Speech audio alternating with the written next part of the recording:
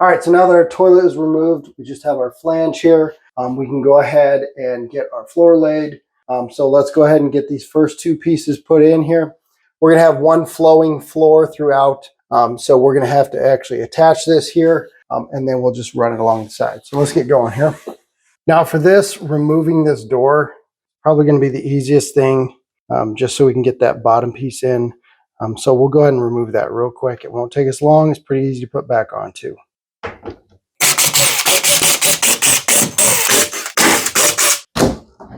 Now the problem I have is that if I go this distance throughout, it's not going to be enough and I'm going to leave a gap here.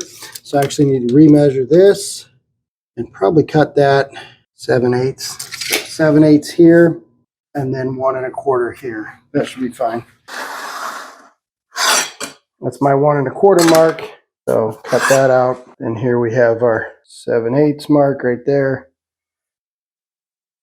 There we go. Cut that out as well.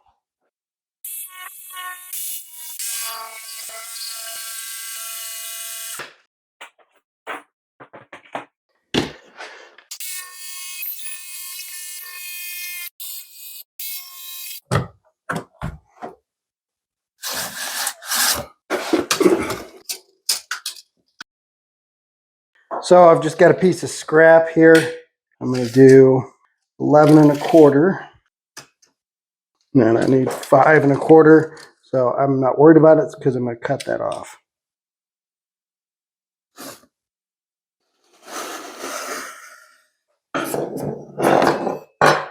This is long enough that it's quicker to break it.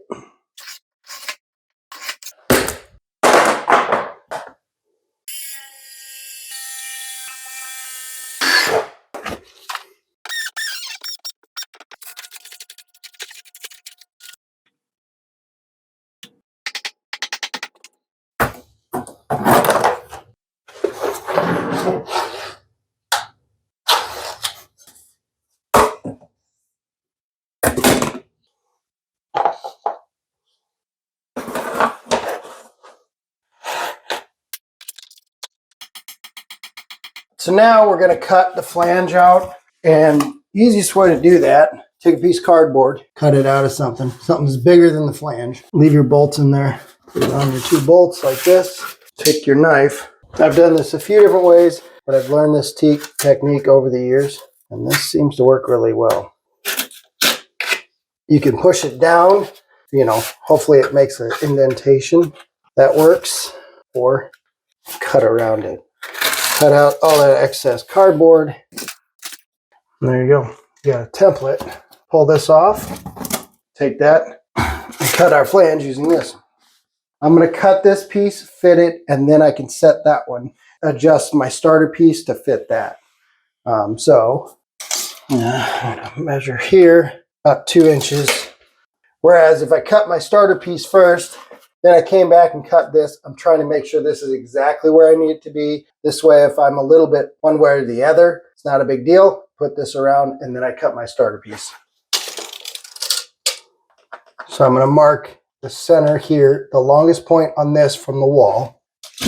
And then what I'll do is I've already measured my distance here, but it's 2 inches. I know we're 2 inches off of this. So, and now what I'll do, I know this was my starting side. So what I'll do is I got my 8 right there. I know my 8 inches is right there. I'm going to find my 2 and then I'm going to line this up. So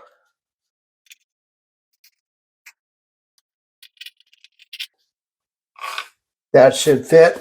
Now I've got my mark where I need to cut that out. So let's go cut it out.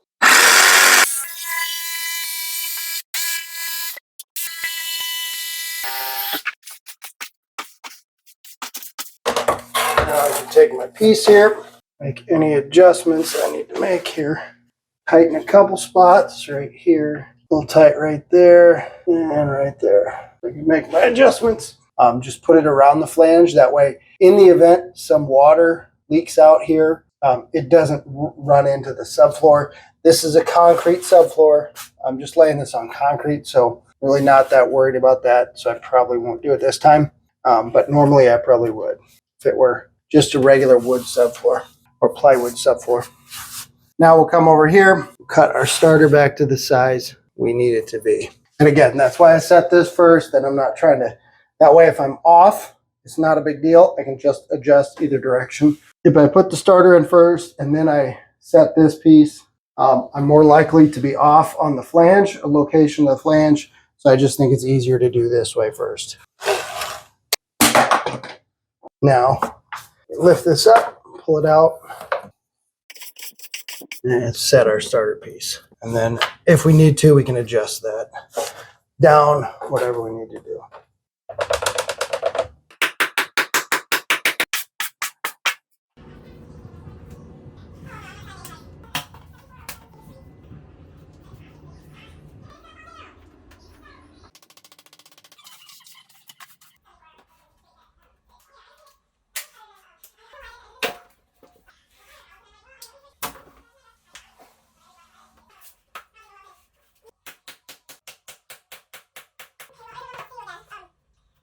Now here, as you can see, we got to run, our next piece is going to run across and then a little bit on the back side. It's more than the 48 inches. So I don't like to have really a little piece here. So I don't really just want to put a floating little piece back in here. I would like this to be attached, and it just makes it a little bit more secure. You can do it this way and cut this main piece here and then fill this in. But what I'm going to do is I'm actually going to cut this piece first, and then here I'll fill in my starter piece, kind of like what I did before, where I'm actually starting with this longer piece here, and then I'll cut my starter piece after the fact. So let's go ahead and get this other one cut. And again, like I said, this just gives me a little bit more support back in here versus filling this in with a full piece, versus filling all this in with a full piece and then having a full piece go, 6 or 7 inches past the cabinet. And then I have to put a little small piece back there.